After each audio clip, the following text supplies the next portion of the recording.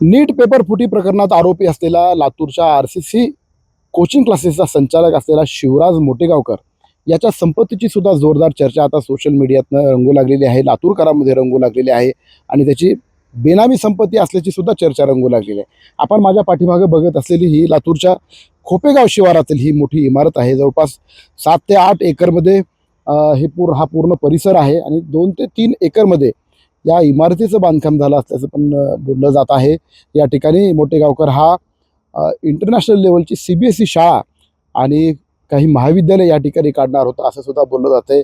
मोटेगावकरच्या त्याच्या वडिलांच्या नावानं आर्यन मोटेगावकर म्हणून एक शाळा आहे लातूरमध्ये आहे. रेणापूरमध्ये त्यांचं D.Ed. B.Ed. कॉलेजही आहे. त्याच्यानंतर लातूर शहरामध्ये सुद्धा मोठ्या प्रमाणात त्यांची संपत्ती आहे. मात्र ही संपत्ती अधिकृत आहे का अनधिकृत आहे याबाबत अद्याप ह्याला दुजोरा मिळाला नाही. कोणी पुढं येऊन सांगितलं नाही. इथलं बांधकाम लीगल आहे का इल्लीगल आहे याबाबत सुद्धा कुणी पण अधिकृत अद्यापर्यंत दुजोरा दिलेला नाही. मात्र मोटेगावकरला अटक झाल्यानंतर आता त्याच्या संपत्तीची चर्चाही मोठ्या प्रमाणात होऊ लागलेली आहे. त्याच्यामुळे येत्या काळात या ठिकाणी ED सुद्धा येऊ शकते अशा पद्धतीची सुद्धा जोरदार चर्चा माध्यमामध्ये रंगताना आपण बघायला मिळत आहे. आता या संपत्तीचं आणि शिवराज मोटेगावकरांचं भवितव्य कसं राहणार हे पाहणं आता महत्त्वाचं ठरणार आहे. शशिकांत पाटील, न्यूज 18 मराठी, लातूर.